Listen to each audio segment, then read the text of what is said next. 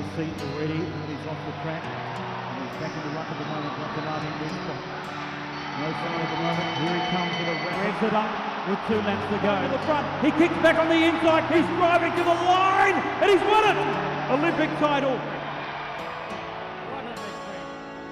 The Alpes vaudoises loop begins in Aigle, in French-speaking Switzerland, at the Union Cycliste Internationale, with its World Cycling Centre and magnificent velodrome, a fitting starting point with plenty of parking.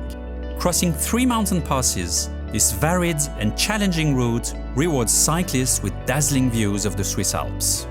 The lush Rhône Valley offers a few easy kilometers to get you warmed up. Then things really step up a gear as you begin the ascent to the Col de la Croix. The pass ascends 1,300 meters over a 23-kilometer stretch, making it one of the longest, toughest, and most breathtaking stretches of roads that Switzerland has to offer.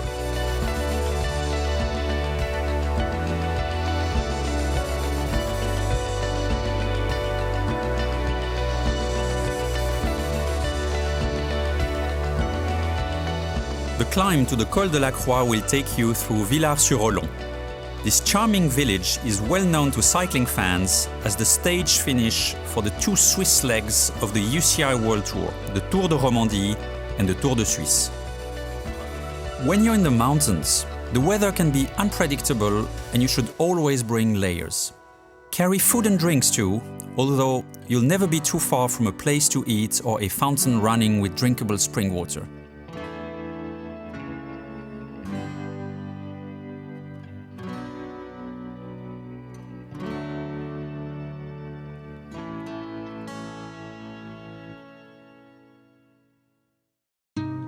It's easy to see why the UCI based its headquarters in the region.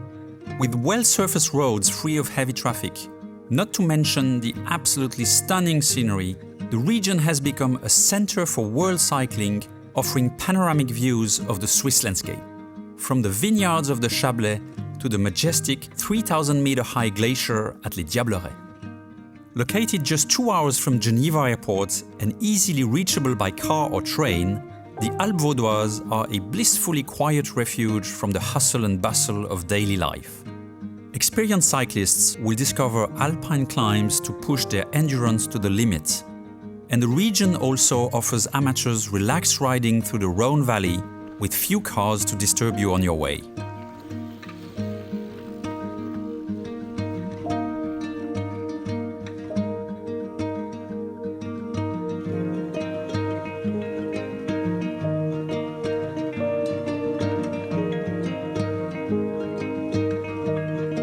A descent of 8 kilometers brings you to the village of Les Diablerets, perched beneath its glacier and the Col du Pillon. From here, the route begins its ascent to the Col du Pillon, which boasts an altitude of 1,546 meters.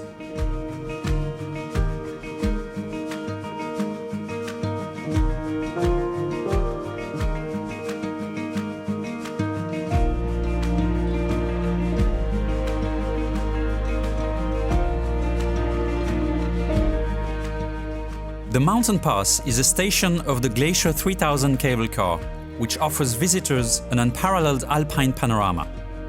The Col du Pillon marks the border of German-speaking Switzerland. The fun and dramatic descent takes you down into the world-famous resort of Gstaad.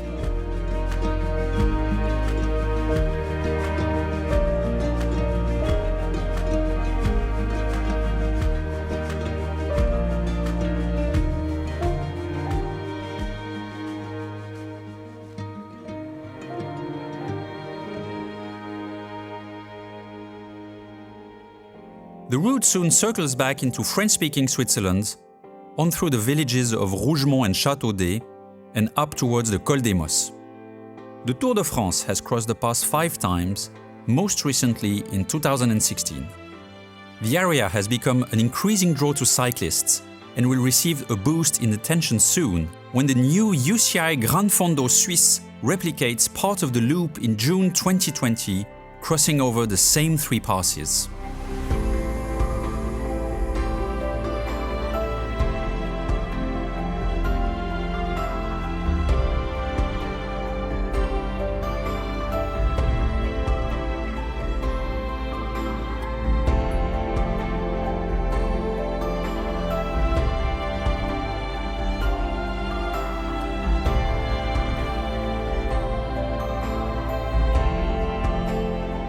The ascent to the Col des Mosses is broken up by a series of level stretches and takes you through the village of l'Étiva. You can stop at the l'Étiva fromagerie to sample its famous cheese of the same name.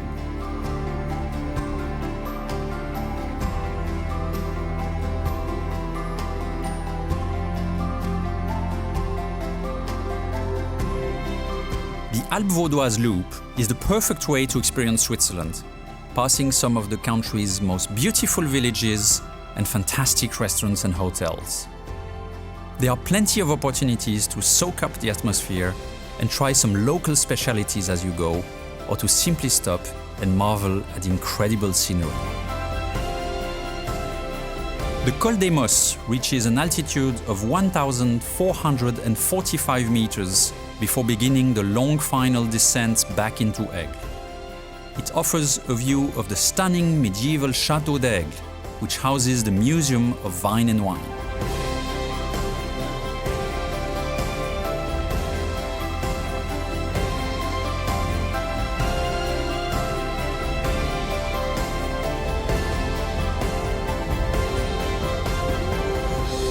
The route ends where you began, back at the UCI headquarters, where you can unwind on the terrace at the Rhône River.